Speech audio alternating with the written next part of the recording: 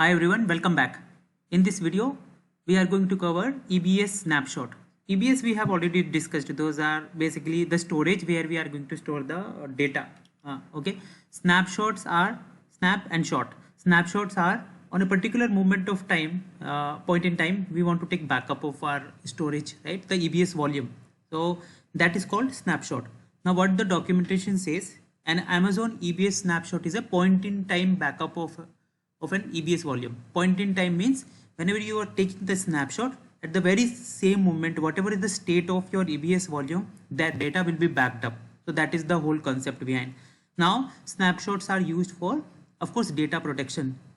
Whenever we want to take backup of our system, consider we have photos, right, our pictures, etc. We want to take backup, whether it's in hard drive or cloud storage.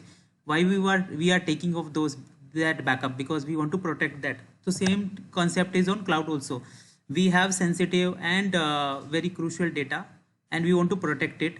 So that's why we want to take backup. So snapshot are mean of that, taking that data protection.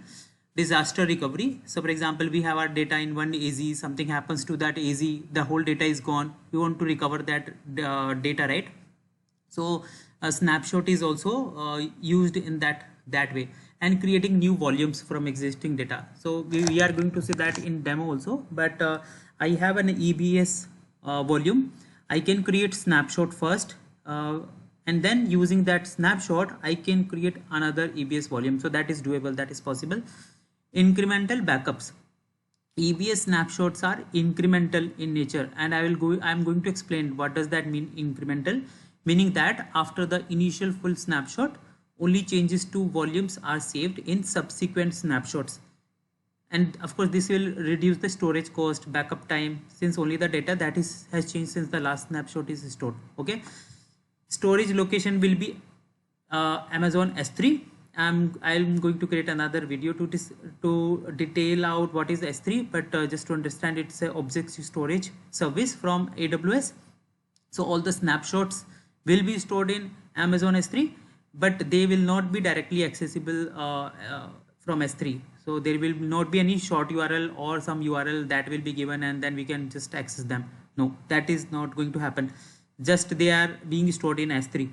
This provides high durability and availability for the snapshot data, of course, because we know I'm going to cover when we will see the S3 usages, etc. We'll get to know why S3 is a superb option that AWS has created for EBS snapshot storage.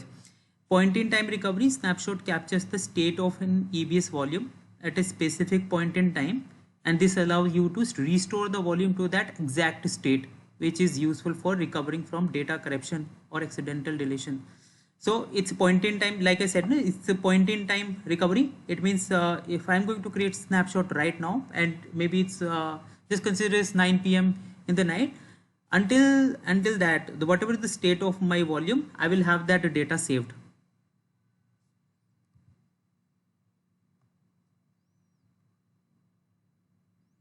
Okay, data consists.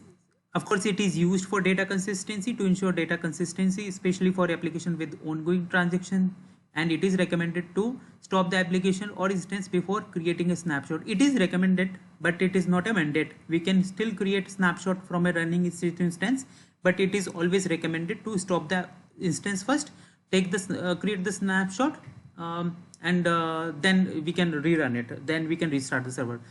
Snapshot can be created manually through the AWS management console, that I'm going to explain how can we create snapshot from a given EBS volume, and using AWS CLI and SDK. There are SDKs also available. Through that also we can create snapshot. They can also be automated using AWS Data Lifecycle Manager. I will create another video for it. How do we use the Data Lifecycle Manager? You can share snapshots with other AWS account, make them public. This is useful for distributing AMIs. I'm going to cover what is AMI, Amazon Machine Images, but just to understand, when we launched the EC2 instance, we had launched two EC2 instance. One is for Windows based, one is for the Linux based. Those were AMIs. Those were default provided AMIs from AWS.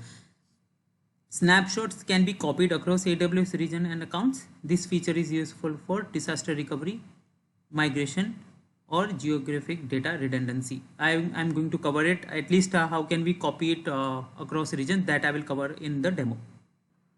That's it in this video. Thank you so much for watching.